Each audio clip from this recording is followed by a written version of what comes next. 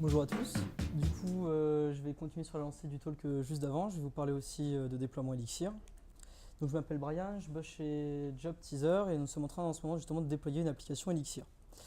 Alors, pourquoi je vous fais ce talk? Nous, quand on a voulu déployer notre application Elixir, on s'est retrouvé un peu perdu parce qu'il y avait peu de documentation, que c'est quelque chose de pas forcément simple et que l'écosystème Erlang est assez différent de ce qu'on peut connaître en Ruby ou en Python. Alors, avant de parler précisément de comment on va déployer, on va parler aussi un peu de distillerie. C'est important de comprendre comment fonctionne la VM Erlang, parce que c'est vraiment ça qu'on va déployer. On ne va jamais déployer d'Elixir, on va vraiment déployer de l'Erlang. Et donc c'est important de comprendre comment fonctionne la VM. Ouais. Du coup, la VM Erlang, elle fonctionne un peu comme un système d'exploitation, dans le sens où elle n'a pas besoin que notre application la maintienne en vie pour tourner. On la pose, on viendra poser des applications, les retirer, les mettre à jour, mais la VM, elle continue de fonctionner. Et c'est dans ce système-là en fait, que réside un peu la force d'Erlang. C'est ça qui va permettre de restarter nos applications si elles tombent, parce que la VM est là vraiment en monitoring de ça. Donc les grosses forces du coup de cette VM, c'est de pouvoir scaler horizontalement. Donc est-ce que tout le monde est à l'aise avec le scaling horizontal ou... Ouais, très bien. Et d'être fault tolerant. Et ça va du coup nous permettre de faire du déploiement sans downtime assez facilement. Du coup, si on fait une petite rétro là-dessus, on se rend compte que déployer de l'Erlang, ça permet de faire beaucoup moins d'ops, puisqu'on va avoir beaucoup moins de préparation à faire au niveau des serveurs où on va déployer. Puisqu'on va, comme l'a dit juste avant Raphaël, merci. On va builder une release dans laquelle on va tout avoir et on va pouvoir le lancer donc assez facilement. Aujourd'hui, on voit qu'on fait du Docker pour faire du rolling deploy, et bah, tout ça, on va voir que c'est intégré assez facilement avec la VM Erlang. Du coup, je vais prendre un exemple simple qui ressemble beaucoup à ce qu'on pourrait déployer aujourd'hui, puisque nous, on voulait déployer assez vite, donc Heroku, ça paraît être un choix assez raisonnable. Et la réponse à la question, c'est oui, ça fonctionne très bien de déployer avec Heroku, mais du coup, on va perdre beaucoup d'avantages au niveau de ce que est capable de faire la VM Erlang. On ne va pas avoir de connexion longue durée, on va perdre les states de nos process toutes les 24 heures, vu qu'Heroku va restarter nos applications toutes les 24 heures. On ne va pas pouvoir se connecter directement sur la VM pour inspecter, par exemple, comme on peut le faire avec un observer start sur notre production pour inspecter la VM, l'état de la mémoire, l'état des process. Et pareil, pas du tout non plus de possibilité de clusteriser l'application, puisqu'Heroku va lancer vraiment des versions différentes à chaque fois, bien séparées. Du coup, j'en viens à Distillery, qui nous permet, donc, comme l'a dit avant Raphaël, de créer une release Erlang, et donc pas Elixir. C'était avant EXRM, donc si vous cherchez la documentation, vous pouvez tomber souvent sur EXRM. Ça a changé de nom et de lib du fait que EXRM était basé sur une librairie qui permettait de faire des releases en Erlang, mais qui avait des limitations par rapport aux features d'Elixir, donc il a tout réécrit, et maintenant ça s'appelle Distillery. Donc si vous voulez faire un déploiement et que vous voyez du EXRM, choisissez directement Distillery. Donc je vais rapidement repasser sur ce que va contenir notre release. Un fichier binaire donc avec les scripts pour interagir avec la VM, la restarter, la reloader. Le dossier librairie qui va contenir donc tous nos bytecodes Erlang, que ce soit nos librairies qu'on a inclus dans notre mix XS, mais notre application aussi est considérée comme une librairie au sein de cet endroit-là. Dans le dossier release, on va retrouver le relub file et les hooks et les commandes. Alors je vais préciser un petit peu puisque les commandes c'est vachement sympa. Et il faut bien comprendre que dans Distillery, il y a vraiment un cycle de la release. Ça veut dire que les commandes, on peut les mettre à différentes étapes de notre release. Si on veut avant le start, après le start, avant de commencer à builder et de faire la compilation, après. Donc on peut imaginer donc lancer les migrations, mettre un message sur Slack pour dire que l'application est bien deploy. À la fin, on obtient un tar gz. Donc je précise aussi, donc ce tar gz, on peut l'uploader sur notre serveur, le starter. Et dans le fichier de configuration de Distillery, il y a deux choses importantes à voir, c'est l'environnement et la release. L'environnement, ça va permettre vraiment de setter donc le cookie de la VM. Est-ce qu'on inclut ou pas le runtime Erlang dans la compile? Est-ce qu'on inclut les fichiers? Alors je précise un truc aussi sur l'inclusion des fichiers, ça date de Erlang, c'est-à-dire que c'est pour inclure les fichiers Erlang, ça n'inclura jamais les fichiers Elixir. Donc vous ne retrouverez jamais dans la release avec des fichiers Elixir. Et ensuite la release, donc on peut définir plusieurs releases. Dans la release, on va mettre la version de notre application et les différentes applications qu'on veut voir starter dans cette release. Si vous avez une application Umbrella, vous pouvez possiblement avoir l'envie d'avoir plusieurs releases pour déployer vos bouts d'Umbrella un peu à droite à gauche. Alors, je reviens juste sur le cookie Erlang. C'est quelque chose d'important à prendre en compte puisqu'au moment où vous allez déployer le cookie Erlang, c'est un token qui va vous permettre de vous d'authentifier à la VM Erlang. C'est ça qui va vous permettre de faire du hot upgrade, de vous connecter justement pour runner vos migrations, runner tous vos scripts. Si vous perdez ce cookie, vous ne pouvez plus vous connecter à la VM. Donc le seul moyen que vous avez de restart votre app, c'est de kill le process et de le relancer avec un nouveau cookie. Voilà. Alors moi du coup maintenant je vais vous introduire eDeliver. Alors ça c'est super cool parce que nous on avait notre binaire, on a aussi été le poser, notre tar GZ sur le serveur, on l'a une tar, on l'a lancé, c'est super cool. Et on s'est aussi rendu compte que du coup pour faire du hot upgrade c'est extrêmement chiant puisqu'il faut à chaque fois qu'on refasse la même étape, qu'on la redépose sur le serveur. Donc on s'est dit qu'il devait bien y avoir un outil qui existait et ça c'est eDeliver. eDeliver en fait c'est un orchestrateur, c'est-à-dire qu'il va orchestrer Distillery. Vous n'aurez plus du tout besoin d'interagir avec Distillery, vous allez directement interagir avec eDeliver. Ça fonctionne relativement comme Capistrano, ce que vous pouvez connaître pour faire du déploiement. Et ça permet de builder avec du versionning. Et on va y revenir parce que c'est plutôt pratique. Donc, donc pour builder une release, on fait juste un mix eDeliver build release. Ça va builder la release. Pour la déployer sur le serveur, on l'upload, on start notre VM. C'est terminé, on n'a rien d'autre à faire. Et ensuite, on peut aussi faire du hot upgrade extrêmement simplement. Alors eDeliver, il utilise Git pour fonctionner. La différence avec Distillery, c'est que Distillery, si vous modifiez des fichiers, vous relancez Distillery, il va refaire un binaire avec les fichiers modifiés. Sur eDeliver, il n'utilise que Git. Donc si vous ne committez pas vos changes, eDeliver ne les connaîtra pas. Donc c'est un truc à connaître. Et du coup, l'avantage, c'est qu'on peut utiliser les tags Git pour faire des hot upgrades. Une fois qu'on a fait notre hot upgrade, on le demande à eDeliver de déployer l'hot upgrade sur la production.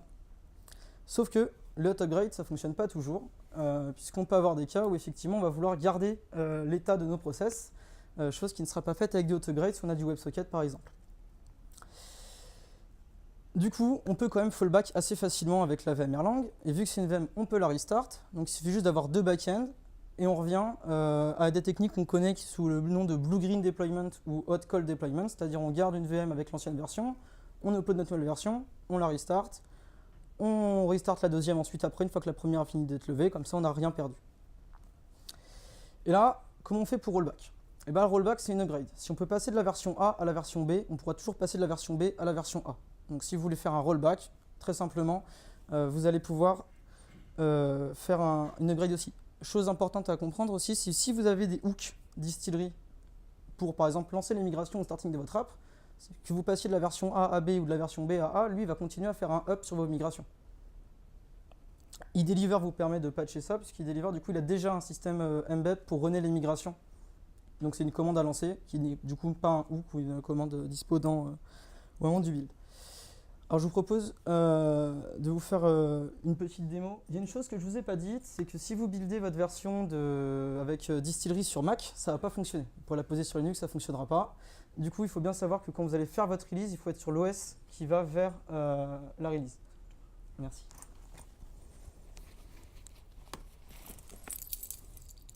Hop. Donc moi, pour ça, j'utilise Docker, qui me permet du coup d'avoir un host Linux sur Mac. Si on veut builder une release,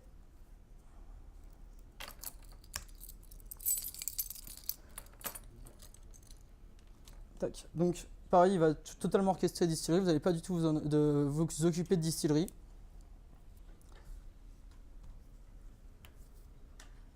Prend un petit peu de temps par contre. faut être un peu patient. Dans le même ordre, eDeliver a un système de hook. Je vais vous montrer ça.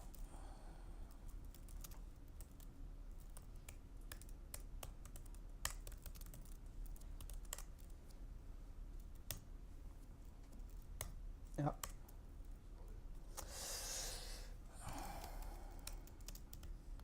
Donc, eDeliver, vous avez très peu besoin de faire de choses. En soi, vous posez juste des variables d'env pour votre production, votre staging, il va s'occuper de tout ça. eDeliver, c'est aussi gérer le clustering. Donc, si vous avez différents backends, il est capable d'aller lier les VM Erlang tranquillement tout seul.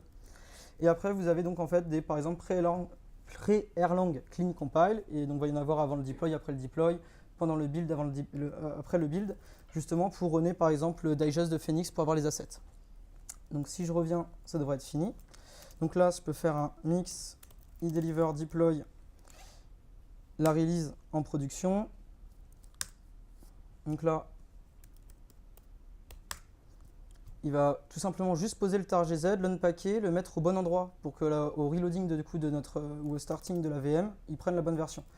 Donc maintenant, je peux faire un mix e-deliver start on production. Tac. Ça prend un petit temps. Et voilà, load ready running. Donc, si je vais là, j'ai mon backend. Maintenant, si je veux récupérer la version, je peux faire un mix e-deliver on production. Et ça va être la même chose pour les migrations. Vous pouvez ajouter vos propres commandes si vous pouvez lancer une console directement depuis la CLI. Donc le truc cool, c'est qu'il vous redonne la version, la date à laquelle, donc la date du commit et les derniers commits qui sont justement ont été poussés. Pour faire un hot upgrade, c'est extrêmement simple. On fait un mix e-deliver. On build pas une release cette fois, mais on build un upgrade d'une version. Alors, excusez-moi. Je vais juste créer un tag sur la modification que j'ai faite. Et à partir de là, du coup, je peux builder une upgrade de la version 0.3 à la version 0.4. Du coup, l'avantage, c'est que vous n'avez pas besoin de forcément versionner votre mix.xs avec la version à l'intérieur. Vous pouvez juste utiliser votre versionning Git, ce qui est un peu plus dans ce qu'on utilise tous les jours, quoi. Voilà. Du coup, ce qui est un peu cool, une deuxième chose qui est importante à savoir avec e-deliver, c'est que si vous faites des hot upgrades avec Distillery, il faut toujours avoir la version d'avant pour pouvoir faire l'upgrade vers la nouvelle. e-deliver, vu qu'il utilise Git, s'il ne trouve pas la version, il va d'abord il va check out sur le bon commit. Donc par exemple sur la 0.03, builder ma release. Une fois qu'il l'aura fait, il va check out sur la 0.04 et là il va builder la hot upgrade. Et du coup ça prend un peu de temps. Donc si vous avez des questions, c'est maintenant parce qu'après voilà. Comment tu vas pouvoir runner Observer sur Alors, en gros, console. Tu vas en fait donc dans ce qui est généré par Distillery, tu peux ouvrir une console. Donc en fait, si je veux te montrer, je peux juste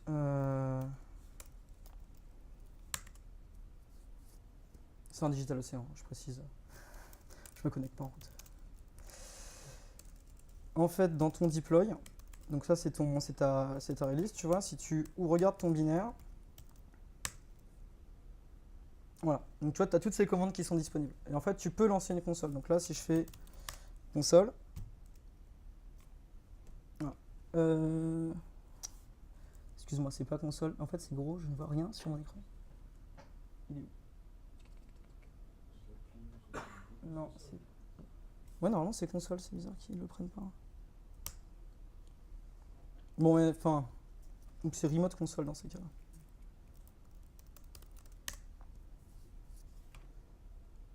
Voilà, et là, tu es dans ton UX. Voilà. Du coup, en fait, de toute façon, ta VM est accessible en fait. Donc le mieux, c'est quand même de ne pas rendre la VM Erlang accessible sur l'extérieur au niveau des ports. Mais si toi tu es connecté avec un bastion, un réseau local, tu peux lancer toi ton IEX. Tu peux aussi le faire avec ton IEX en précisant où se trouve le node et ça va les binder directement sur le bon truc et tu vas pouvoir lancer ton observer, vérifier que tout tourne bien. Voilà.